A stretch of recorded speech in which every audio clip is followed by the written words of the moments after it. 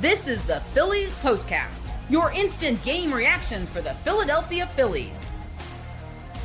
Part of the Locked On Podcast Network. Your team every day. Welcome in, everybody. This is Locked On Phillies POSTCAST on Locked On Phillies YouTube channel. My name is Mark Farzetta. It's wonderful to have you along for the ride. For those that checked out my first episode of Locked On 76ers Daily, thank you. And you know what? That show with Keith Pompey is my first time doing that show. Kayla Santiago, who did the show, friend of mine, she got a promotion at her job, her day job there, working for Delmarva Sports Network. So she took that, and they asked me if I wanted to do Sixers. I was like, yeah, sure. I don't care about my mental health. I'll talk about the Sixers. No. I was like, yeah, sure. Work with Keith. Keith, I've known for 15 years. A lot of fun. That helps start my day in a great mood.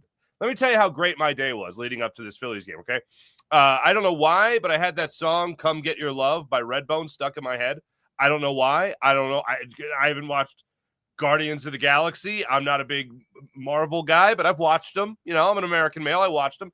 And, I don't know why, but the song was just in my head, and I just kept on singing it all day. I walked my daughter to the bus stop. I got it playing in my back pocket. Come get your love. You know, that vibe, baby, baby. I don't know the words, but it goes like that, bye, baby. I was just in a great mood, okay? What you do? I just in my head all day, and I was just bopping around. I even mowed the lawn and doing stuff, and took the kids because we're supposed to go to the Phillies game. It doesn't get rained out tomorrow. Took them to buy Phillies gear. You know, it was a great day. Great to come get your love. Right? And then I got to watch the Phillies game. And Taijuan Walker's got to pitch. And I know Taijuan Walker hasn't had a horrible year.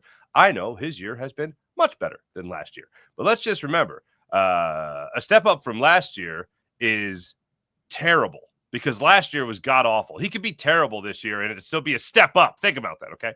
But he's actually pitched okay. But when I know Mick Abel is down in the minor leagues, starting for AAA, and, by the way, he's just dominant again in another start. You know, after he showed he could do it at the big league level, I got to watch Taijuan Walker pitch? That's what I got to watch? That's what has to happen? He's showing you it's not terrible coming out of the bullpen. I'd rather him do that. Long term, that's what he's going to do for this team anyway. Why am I watching him start a baseball game again? I don't need to see it. Don't need to see it. Especially if, you're going to face a red-hot Christian Yelich. Especially if you're facing a Brewers team that's certainly on the upswing for their season. I don't need to see it. And I know this wasn't all Taijuan Walker's fault. He had 4 hits as a baseball club. He had 4 hits. 2 of them were courtesy of Kyle Schwarber. 1 of them was courtesy of Nick Castellanos, who had his 5th home run of the season. But 4 hits by this ball club tonight against what was, in essence, a bullpen game for the Brewers. Good Lord, that drives me crazy. So I go from like, yeah, but right, that to, Taijuan Walker, this is great. Well, at least Mick Abel's not available because maybe it's not his night to start in the minor league. Oh, it is his night to start in the minor leagues. Good times. Phillies also lose back-to-back games now. Game 3 there, the second game of the doubleheader against the Braves, and then this game to open up this 3-game series against the Brew Crew. They lose back-to-back games now for the first time in over a month. 37 days it's been since they got swept by the Mets. So they lost game 3 of that series, as we know, and then lost the opener to the Chicago Cubbies. They lost that one, and that was the last time the Phillies have lost back-to-back games. So that's good, right? And they haven't done this in a while. That doesn't mean I have to like it. And I'm also watching this game tonight, and the thing that's really bothering me is no matter how hot the Phillies offense can be, no matter how many times they can score over 5 runs, 6 runs, whatever, no matter how hot they can be, we all know what's waiting. We all know what's lurking in the corner. We all know what's hiding in the shadows, and that is a cold spell. 4 hits tonight kind of felt like a little bit of cold spell. Felt a lot like a cold spell, actually. This game felt lifeless. All in all, it just felt lifeless. Was it nice to see Rhys Hoskins? Sure, it was nice to see Rhys Hoskins. But if I had to say there was one thing that really grinded my gears about tonight's game, it would absolutely be the fact that it wasn't Mick Abel pitching for the Phillies. That would have, no matter what, that would have been exciting. Like, even if he got shelled, you're like, all right there, young kid, you take your lumps, you'll be back. Let's go, baby. You know, they didn't want to do that. I don't know why, but they didn't want to do it. Instead, Taijuan Walker. Now, I referenced that he didn't have a good night. That's correct. He did not have a good night. As a matter of fact, the 12 hits that they got tonight off Phillies pitching came in just the 4 innings. 7 of them, came in just the 4 innings that Taijuan Walker was in the game. His line overall on the night closed as such. 4 innings, 4 runs, all earned, 1 walk, 6 strikeouts. Okay, 7 hits. Not ideal for Taijuan Walker tonight. He does take the loss, drops to 4-2 on the season. So I would say that the number one thing is I'm not even that pissed at Taijuan Walker. That's not horrendous. He's still got an ERA sub 4, which is just banana. Actually, 3.53 is what his ERA closes out at tonight, despite the fact that he allowed 4 runs. 3.53 for Taijuan Walker. I ain't that mad at. I just know that there was a better option, and that's what pisses me off the most about this game is that Mick Abel could have played this game for you tonight, could have pitched this game for you tonight, but instead, hey, Taijuan Walker. If there was another thing that I had to put my finger on tonight, I've gone over this so many times with you guys, but I feel like I have to say it every time because I don't want to be just caught up in the first pitch mafia that just rains terror upon people that swing at the first pitch. I don't know what happened in that with that Alec Bohm at bat. He got a slider with an opportunity to actually do some damage for this Phillies ball club. And unfortunately, it was after Kyle Schwarber had a 2-out double in the 6th inning. Phillies are down 5-1. He's got an opportunity to go out there and do something with the runner in scoring position where he's really made his bones as a big league hitter is with runners in scoring position. Not only that, but runners in scoring position with 2 outs. Alec Bohm steps up to the plate against Priester, and he gets a hanging slider. You might be getting him on the ropes a little bit here. A little patience at the plate will do. I don't know if he was looking first pitch slider, but he got a great pitch to hit. I'll say that. If that ball leaves the park, if that ball goes into a gap, I'm feeling a lot better about the situation because he wouldn't have missed. But he missed. He got a big old fatty across the middle of the plate, and he rolled over it to ground out to third. There was another play where the Phillies had an opportunity to score a run earlier in the ball game, and this was when they got their first run of the ball game, and this came courtesy of Kyle Schwarber, who got his first of 2 doubles in the game. The way this one went down was it was a little controversial, you could say.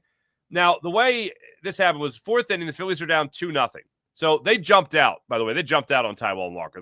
They didn't feel like he had much of a chance from jump, but they scored 2 runs on him on the first inning. 2 runs on him in the first inning. So go to the 4th inning. Phillies are still trailing 2-0. You might get something good here. So what happens?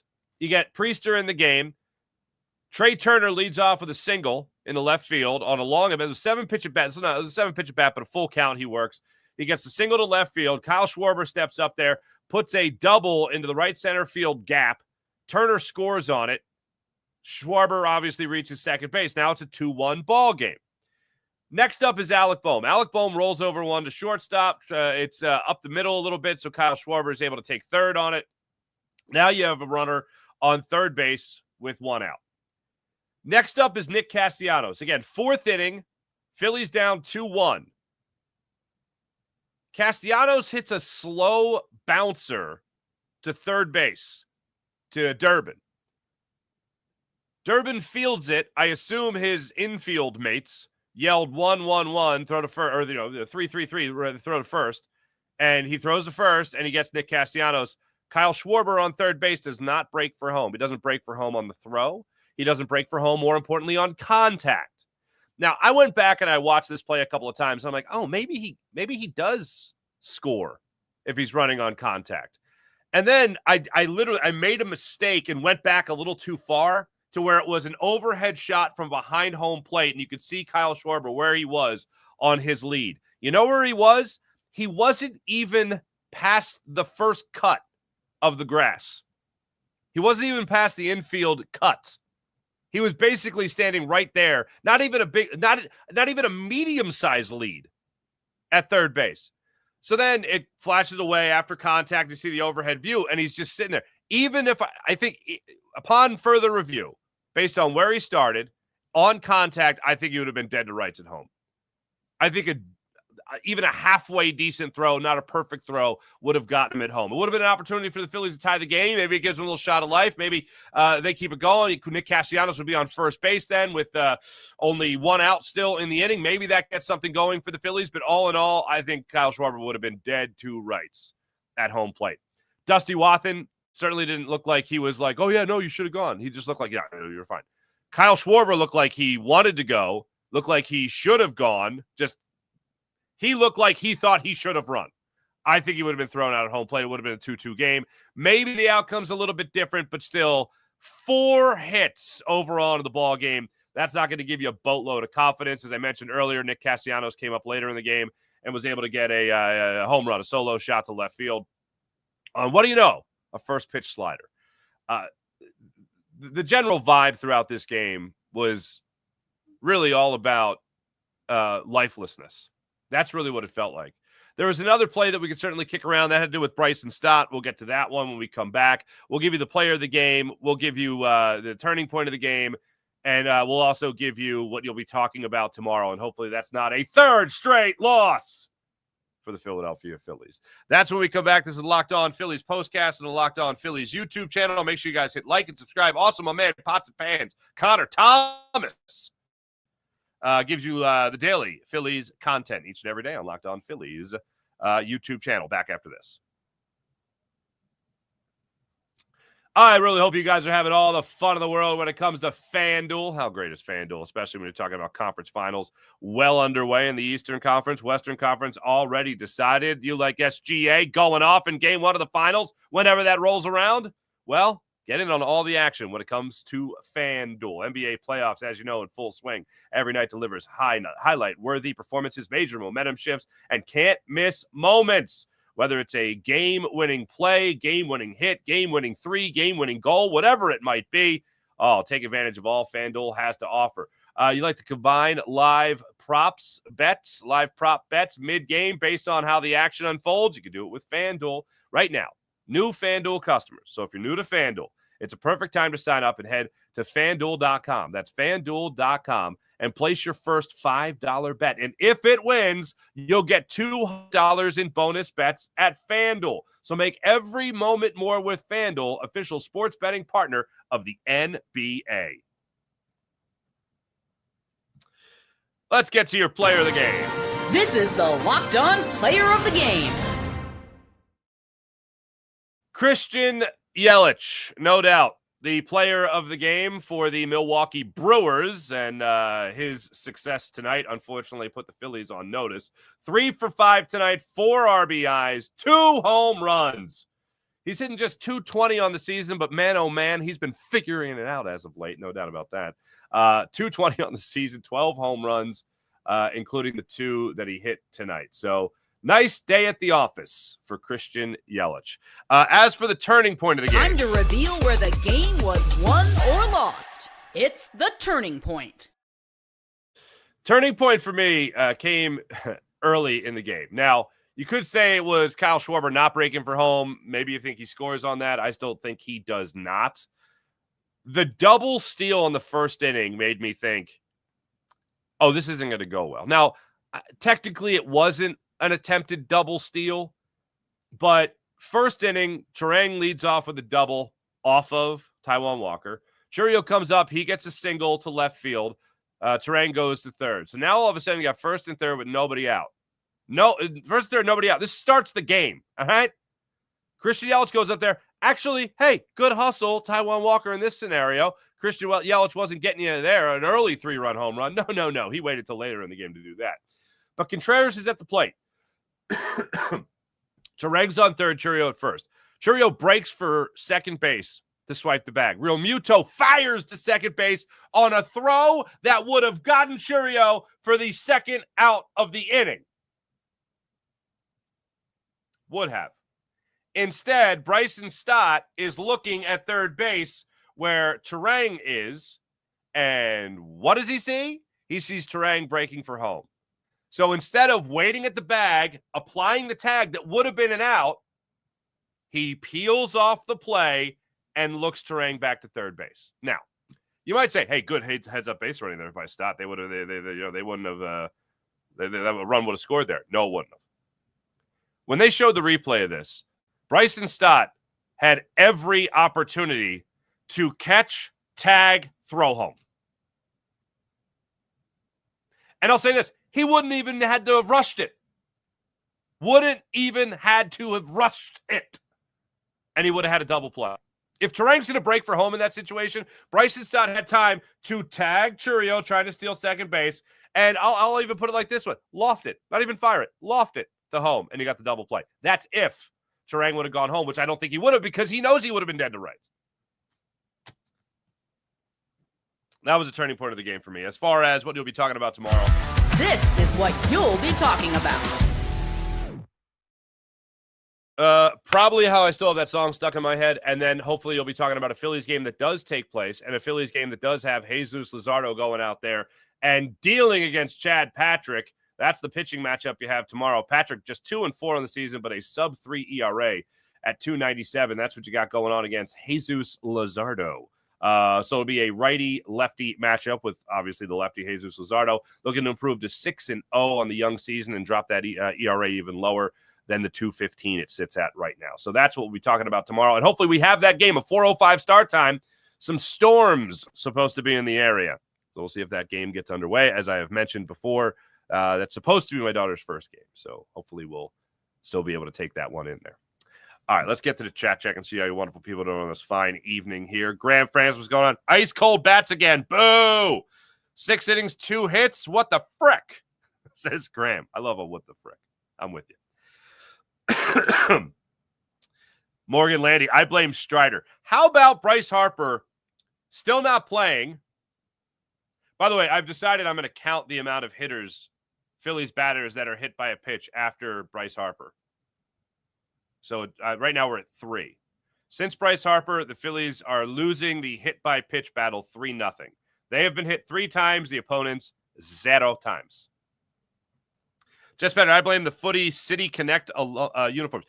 You know what's funny? When the Brewers were coming to town, I was like, I really hope they don't wear the City Connect jerseys because they look like Brewers uniform. Oh, they are wearing them. That's terrible.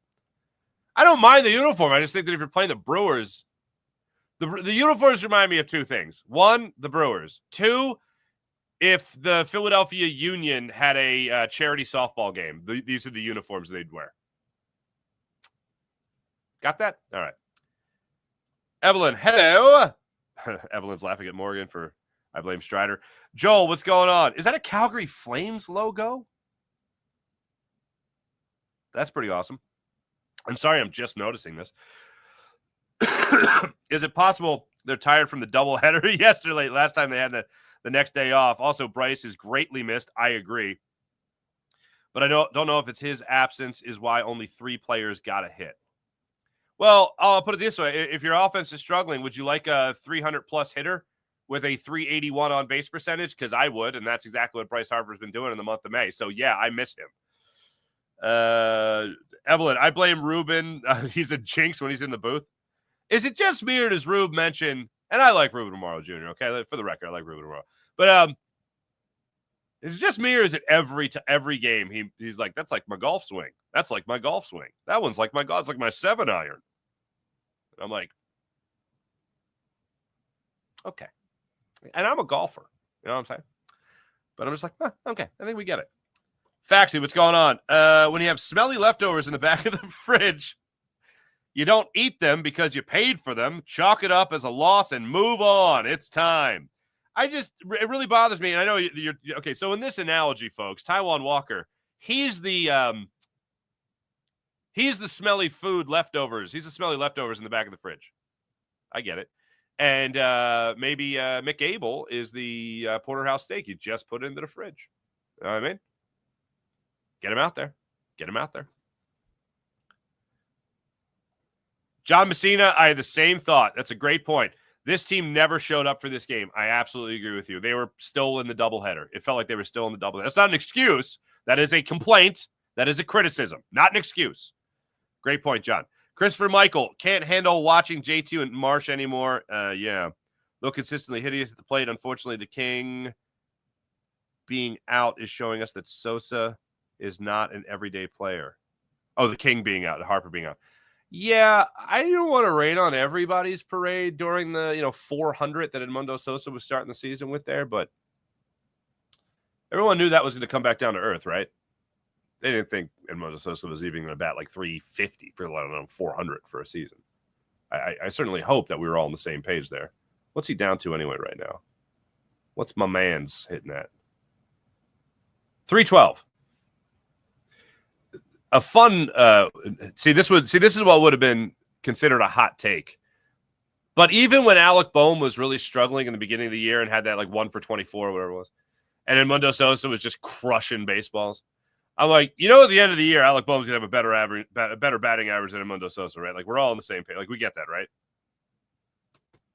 It gonna happen. It gonna happen.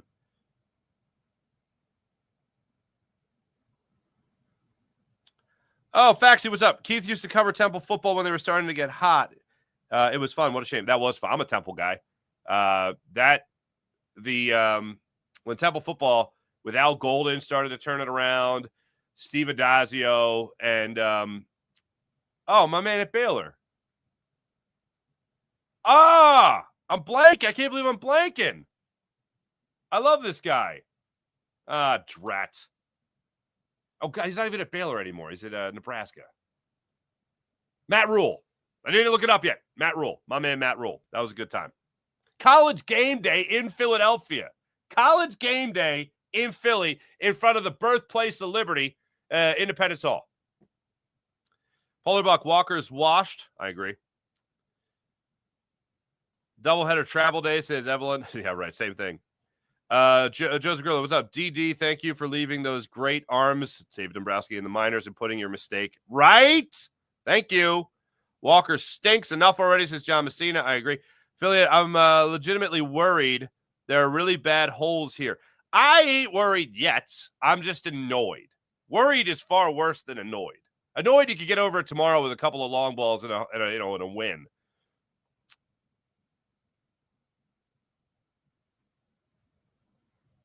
Oh, Otto Kemp. You want to see Otto Kemp? RF? All right, I'm in. Nice to see Hoskins 0 for 4.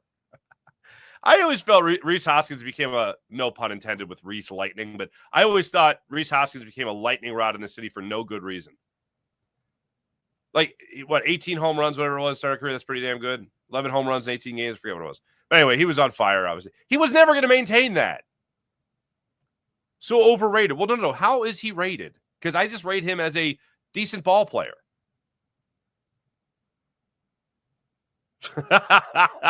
Spurgeon King Farzy, are you implying that Sosa isn't better than Tony Gwynn? Hey, I'm sorry to hit you with the hot take. Okay, you know me, just cooking up the hot takes, man. Making the pizza of hot takes. Joe, happy you noticed. That's a sick logo. I mean, Flyers are the best, but still, that's a sick logo.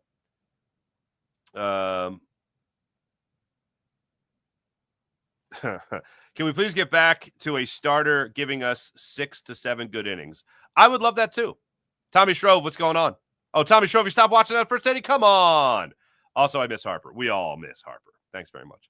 Thanks, everyone. You guys are great. At ROAC35. Hello. SOS can't hit or pitch. This team is going nowhere. All right. I still think they're going to the playoffs. Thanks to everybody in the chat. You guys are wonderful as per usual. I will be back with you guys Sunday for the third and final game of this series. If there is a game tomorrow, weather permitting, no postcast. I told you guys earlier in the week and been saying it throughout the week. My daughter got invited to her best friend, and we're friends with the parents as well, her best friend's birthday party, which is at Citizens Bank Park. And there is no way on God's green earth that you're going to keep me from going. Not you. I'm not saying you, the listeners. I'm not saying you, the viewers. But there's no way anyone's going to keep me away from being at my daughter's first baseball game with her. Baseball's a huge part of my family. Always has been. Always will be, I hope. And my daughter being in her first game, I think you guys know. I can't miss that. So taking the day off tomorrow. Thanks for watching. Thanks for listening. You know what? I hope there isn't a game tomorrow. I hope we still go and she gets to see, and then it gets rained out, and then I can do a doubleheader with you guys again on Sunday. You know what I mean?